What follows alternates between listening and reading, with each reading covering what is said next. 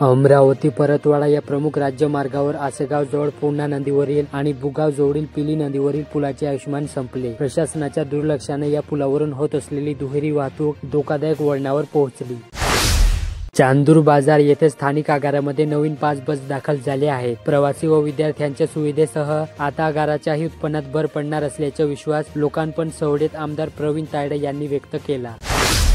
नांदगाव पेठ येथे गेल्या अनेक दिवसांपासून सतत खंडित होत असलेल्या वीज पुरवठ्यामुळे त्रस्त झालेल्या ग्रामस्थांनी अखेर रविवारी मध्यरात्री महावितरण कार्यालयावर धडक दिली। महिनाभरापासून या भागामध्ये वारंवार सुरू असलेल्या वीज पुरवठ्याच्या लपंडावामुळे नागरिक आबालवृद्ध प्रचंड त्रस्त झाले आहेत। अमरावती जिल्हा परिषदेतील तृतीय व चतुर्थ श्रेणीतील 22 कर्मचाऱ्यांना पदोन्नतीवर नवी पदस्थापना देण्यात आली। 17 जून रोजी मुख्य कार्यकारी अधिकारी संजिता महापात्र यांनी स्वतः या प्रक्रियेत सहभाग घेऊन पदोन्नती पात्र व सर्व कर्मचाऱ्यांच्या पदस्थापनेला अंतिम रूप दिले। धारणी येथे बिजुदावडी ते डाकणा मार्गालगत श्रीकांत जयस्वाल वय 38 यांच्या डाब्याच्या जाळपोळ प्रकरणी अटक केलेले 4 आरोपींना 21 जून पर्यंत पोलीस कोंडी मिळाली।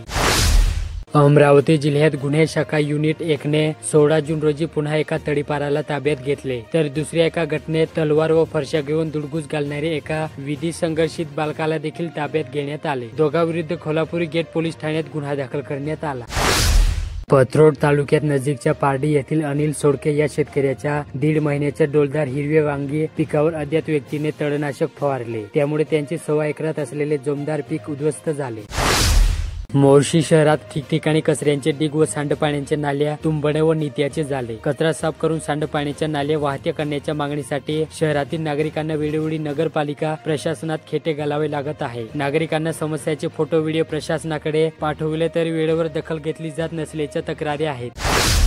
अमरावती जिल्ह्यात मेळघाट व्याघ्र प्रकल्पातील 8 गावांमधील आदिवासी बांधवांच्या विस्थापनाबाबत राष्ट्रपती राज्यपाल ग्रामसभेची परवानगी घेतली नाही। पुनर्वसित गावांमध्ये सुविधाही नाहीत। या मुद्द्यावर संतप्त आदिवासी बांधवांनी बुधवारी येथील विभागीय आयुक्त कार्यालयावर राष्ट्रीय आदिवासी एकता परिषदेच्या नेतृत्वात मोर्चा काढला व मागणीचे निवेदन विभागीय आयुक्त श्वेता सिंगल यांना दिले। पुनर्वसित गावांमध्ये शाळा, दवाखाने, रस्ते, वीज, रोजगार, आरोग्य सुविधा तर काही गावांमध्ये ग्रामपंचायत सुद्धा अस्तित्वात नाही। विस्थापित आदिवासींना पुनर्वसनासाठी योग्य मोबदला मिळालेला नाही। जमिनीचा योग्य मोबदला मिळालेला नाही, शिवाय जमिनी देखील देण्यात आली नाही। हक्कासाठी आंदोलन करण्यासाठी गुन्हे दाखल करण्यात आले। हे गुन्हे मागे घेण्यात यावे, पुनर्वसित गावांमध्ये सुविधा उपलब्ध कराव्या, जल जंगल जमिनीचे हक्क देण्यात यावे, नुकसान भरपाई म्हणून प्रत्येक कुटुंबाला 1 कोटी रुपये, कुटुंबातील 1 व्यक्तीला नोकरी देण्यात यावी, यासह अन्य मागण्या करण्यात आल्या। यावेळी राष्ट्रीय आदिवासी एकता परिषदेचे अध्यक्ष रामकृष्ण डिगर, कणकर वलवी, ईश्वर वसावे, पुरुषोत्तम खांडबाये,